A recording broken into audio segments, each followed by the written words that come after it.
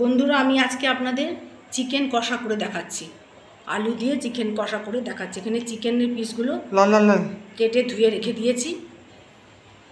এবারে আমি তেল দিয়েছি, সর্ষের তেল, দুটো শুকনো লঙ্কা ফোড়ন দিচ্ছি। আমি পেঁয়াজ রসুন একসাথে কুচো করে রেখেছি, এটা দিয়ে দিচ্ছি।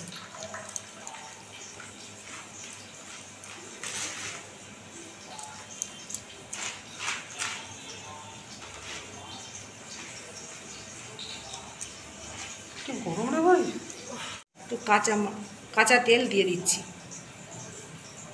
বললো প্রেসার কুকারে করছি।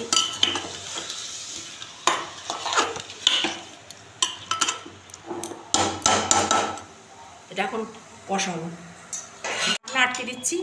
এটা এখন বন্ধুরা, আমাদের চিকেন কষা হয়ে গেছে। এইভাবে করে দেখবেন, একদম সিম্পল রেসিপি।